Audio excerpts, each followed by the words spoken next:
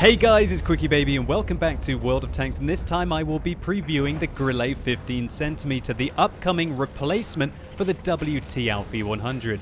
This, if it goes into the game as it is going to be the fastest Tier 10 tank destroyer in the game, with also having the second highest DPM of any Tier 10 tank destroyer, and also a turret that's not fully traversable, but is still very flexible, giving the Grille 15cm some of the most interesting statistics of any vehicle that has gone into the game in recent memory. I'm going to be letting you know everything there is to know about the Grille 15cm, and so you can see what is going to replace your perhaps beloved WT Auf E-100, and if you do not have one and have no interest in picking up one of these tank destroyers, I'll let you know what to look out for when they hit the battlefield with patch 9.15. So the Grille 15cm is a simple replacement for the WT Auf E-100. If you already have the WT Auf E-100, you're simply going to lose it from your garage and the Grille 15 will replace it inside it. The Grille 15cm just seems to make so much more sense when you think that the WT Auf Panzer IV was the previous vehicle. A reasonably quick turreted tank destroyer with a fairly sleek profile and a rather nice 128mm gun that performs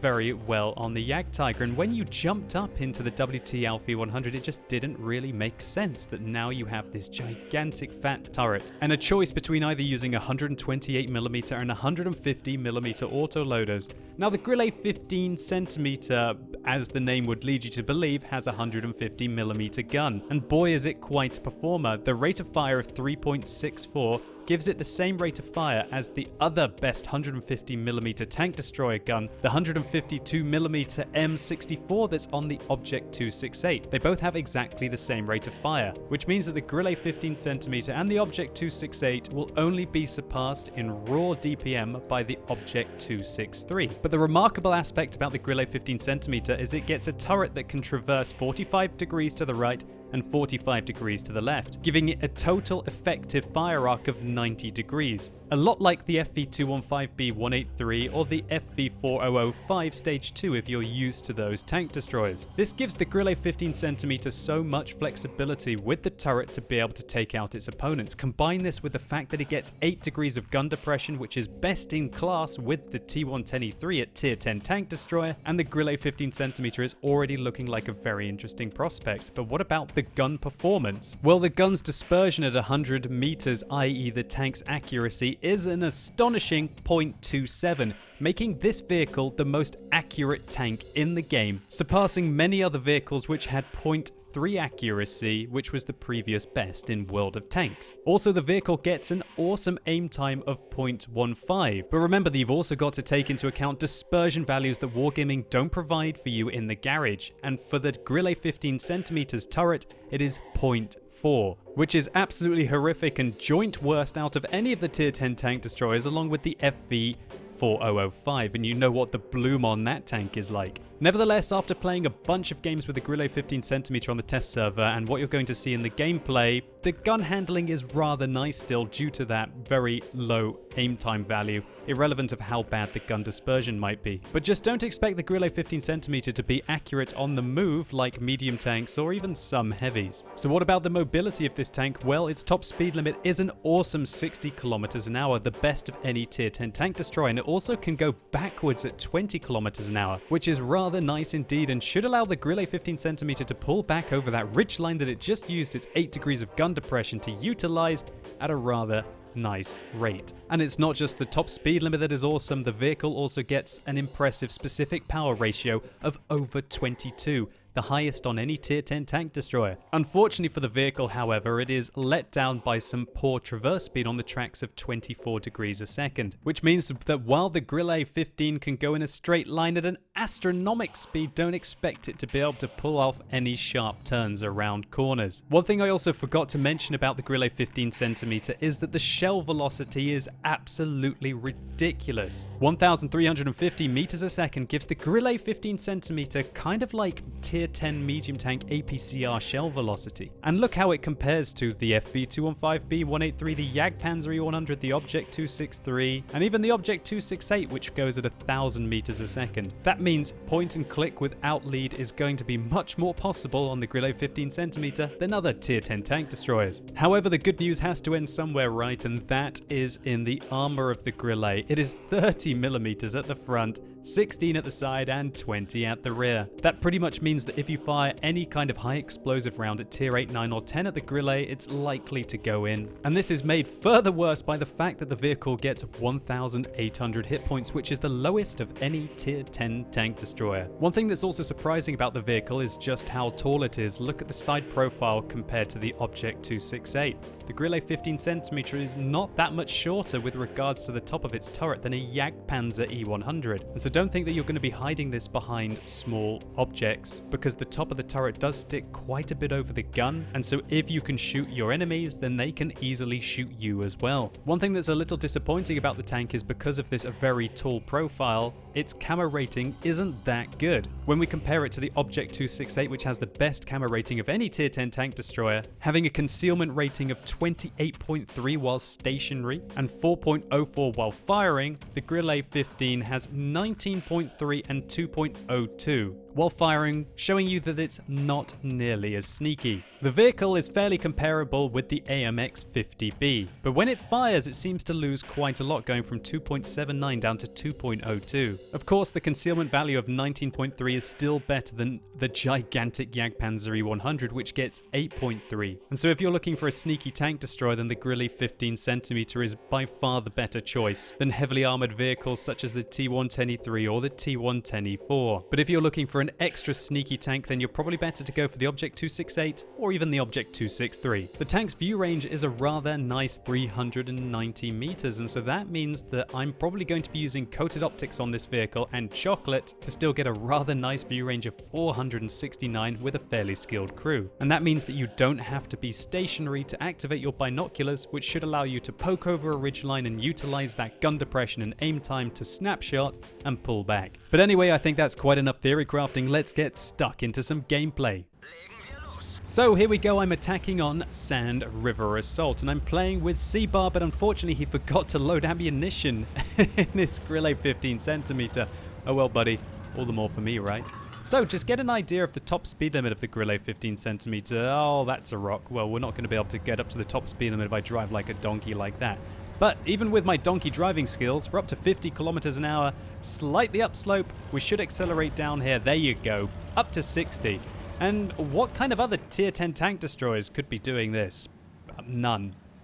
Just none. It's not possible for any other tier 10 tank destroyer. So if you're looking for something novel and you want to surprise people with gigantic 150 centimeter, sorry, 150 centimeter? Whoa, what have we got here? Some kind of ship shell? No, 150 millimeter shells. Then look no further than the Grille 15cm, and I'm sure that TVP T50/51 regrets his life entirely. And now we're going to use the 8 degrees of gun depression this tank has, as well as the fairly decent view range with coated optics, to be able to pull off a snapshot on that T95 and pull back before we have to risk the wrath of the T92 artillery. What? Is that T92 really called the Fappers? Yeah. You know what? I can't defend you. I can't defend you, buddy. You're playing artillery and you called that. You know what? Hands down. We're just going to have to let it slide. I digress. Let's focus on the Grille 15cm and not the Fappers. Okay, so just look at how easy it is for this tank to switch flanks. It truly is more like a medium with a gigantic gun, and that can be a lot of fun. Now get an idea of the aim time, and remember that I'm zoomed in at 25 times. If you have no idea what I'm talking about, that is going to be possible in the vanilla client in the next patch, and you should check out my 9.15 test server video. It will explain absolutely everything in there. And so if you think that the aiming reticle looks a little big when I'm zooming in like this, it's actually not. It's the fact that I'm zooming in 2 or 3 times further than was previously possible with the max ×8 zoom. But the accuracy of this tank is just awesome. I didn't really have many moments on the test server where I was going, oh, how did that one miss? As I always do when I live stream, right? With .27 accuracy, which gets improved You can aim for weak points on E100s rather than aiming just at the central mass of the tank and hoping that you hit the vehicle, as you would do with many of your tier 10s. So we're zoomed in at 25 times.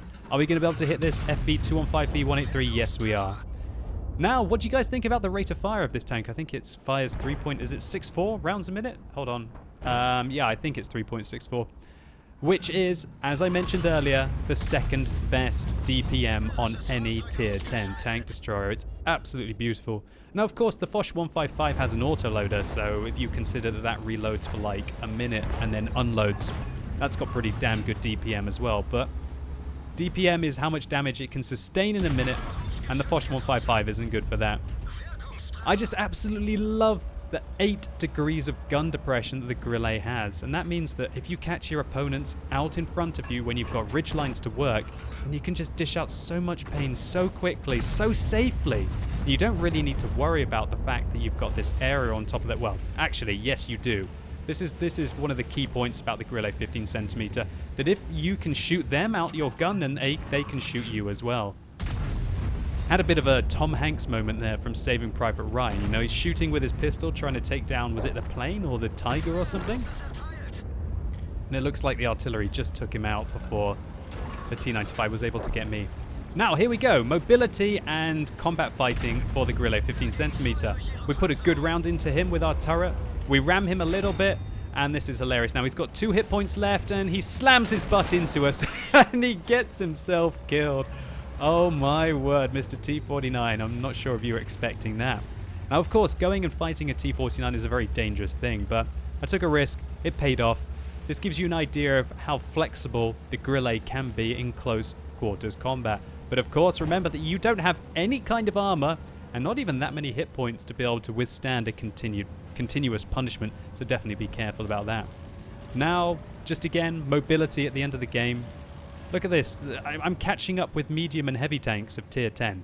It's just absolutely ridiculous how fast this tank is. I mean, the AMX 50B is a very fast tank, and it looks like I'm gradually starting to catch up with him. This replay pretty much summed up everything about the Grille 15cm. Great aim time, 8 degrees of gun depression, absolutely fantastic mobility, fantastic shell velocity as well, so you don't have to give much lead to your opponents. Good penetration on its standard rounds, but one thing I must add is that the penetration on the premium rounds of this tank is very disappointing. It's 334 millimeters of penetration with the heat rounds.